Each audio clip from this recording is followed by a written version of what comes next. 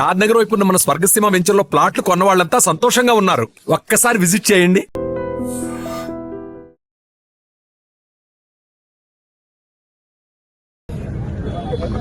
వాస్తవానికి మొన్న క్యాబినెట్ అంతా కూర్చొని హడావుడి చేసి ఒక ఆయన ఇంగ్లీష్లో, ఒక ఆయన తెలుగులో, ఒక ఆయన ఏదో భాషలో మాట్లాడిన చేసిన ఆరోపణల పర్వం ఏదైతే ఉందో అది మొత్తం కూడా కాళేశ్వరం కమిషన్ రిపోర్ట్ కాదు, కాకరకాయ పోర్టు కాదు, కొత్తిమీర కట్ట కూడా కాదు. అది కేవలం కాంగ్రెస్ బీజేపీల ఆరోపణల చిట్ట. అది కేవలం కాంగ్రెస్ బీజేపీల ఆరోపణల చిట్ట తప్ప అది కమిషన్ నివేదిక కాదు. కమిషన్ నివేదికను బయట పెట్టకుండా దాంట్లో అని చెప్పి వీళ్ళు సొంతంగా రాసి తయారు చేసింది వడ్డిచ్చింది తప్ప అది ఇంకొకటి కాదు. ఎట్టి పరిస్థితులలో కూడా కాళేశ్వరం కట్టింది టీఆర్ఎస్ఏ, అందులో సందేహం లేదు. కాళేశ్వరంతోనే తెలంగాణ సస్యశ్యామలమైంది, అందులో సందేహం లేదు. కాళేశ్వరమే ఎప్పటికీ తెలంగాణకు జీవధార, అందులో సందేహం లేదు.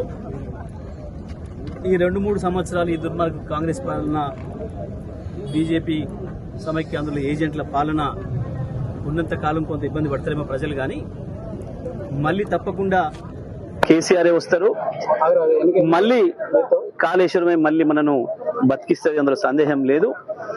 దానికి వాళ్ళ సూర్యాపేట తుంగతుర్తి ఈ తాలూకాలే ఉదాహరణ. కాళేశ్వరం మొట్టమొదటి నీళ్లను తాగింది ఈ భూములు, ఈ సూర్యాపేట జిల్లా భూములు. మొట్టమొదటి ఫలితాన్ని తీసుకుంది కూడా సూర్యాపేట జిల్లా భూములే.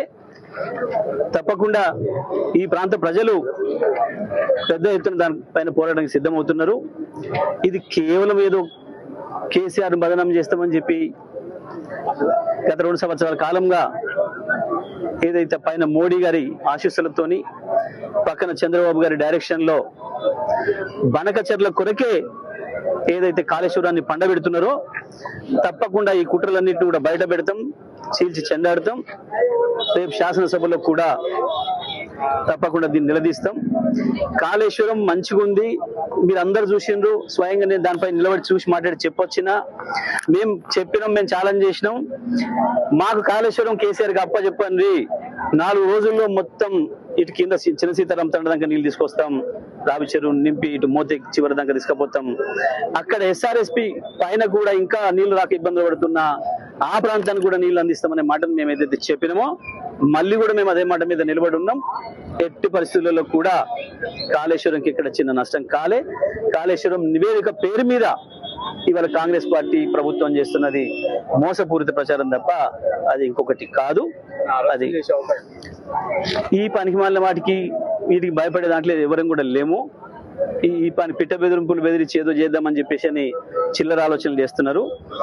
స్థానిక సంస్థల ఎన్నికలు వస్తున్నాయి, మళ్ళొక్కసారి దాంట్లో నుంచి బయటపడడం కొరకు మాత్రమే చేస్తున్న ఈ చిల్లర ప్రయత్నం డైవర్షన్ పాలిటిక్స్ తప్ప ఇంకొకటి కావు. కేసీఆర్ గారిని బదనం చేయాలి, కుట్ర చేసి రకరకాల నిందలేయాలి, ఈ ప్రచారాన్ని రోజు పేపర్లలో రాయించుకోవాలి, దాంతో తెలంగాణ ప్రజల్ని మళ్ళొకసారి మోసం చేయాలనే ప్రయత్నంలో భాగంగా చేస్తున్న చిల్లర చేస్తే తప్ప ఇది ఇంకోటి కాదు. అది కాళేశ్వరం నివేదిక కానే కాదు, అది అందులో సందేహం ఏమీ లేదు. ఎన్నికల్లో పోతే బీసీ రిజర్వేషన్ల విషయంలో కాంగ్రెస్ పార్టీ ఇప్పటికీ కూడా మోసం చేసే ప్రయత్నంలోనే ఉంది. కామారెడ్డి డిక్లరేషన్ ఇచ్చి ఈ రాష్ట్రంలో ఉండే బీసీ ప్రజల ఓటును వేయించుకొని మోసం చేసి ఇవాళ తప్పించుకొని ముఖం లెక్క డ్రామాలు చేసి జంతర్ మంతర్ దగ్గర జంతర్ మంతర్ల వేషాలు వేస్తున్నారు వీళ్ళు. ఇవన్నీ కూడా ప్రజల్ని మోసం చేసే ప్రక్రియ తప్ప ఇంకొకటి కాదు. 420 హామీలు ఇచ్చి అన్ని రకాల మోసం చేశారు ప్రజల్ని. నిరుద్యోగ యువతిని మోసం చేశారు, ఉద్యోగాల విషయంలో విద్యార్థుల్ని 5 లక్షలు ఇస్తామని స్కూటీలు ఇస్తామని మోసం చేశారు, 2,500 ఇస్తామని మహిళల్ని మోసం చేశారు, 2 లక్షల రుణమాఫీ రైతుల్ని మోసం చేశారు, నెలకి 2,500 ఇస్తామని మహిళల్ని మోసం చేశారు, 15,000 ఇస్తామని చెప్పి రైతుల్ని మోసం చేశారు. అదేవిధంగా సన్నబుడ్లకు బోనస్ ఇస్తామని చెప్పి మోసం చేసిండ్రు. అడుగున మోసమే చేసుకుంటూ వచ్చారు, ఉద్యోగస్తులు మోసం చేసిండ్రు. ఇవాళ బీసీలను కూడా మోసం చేసిర్రు.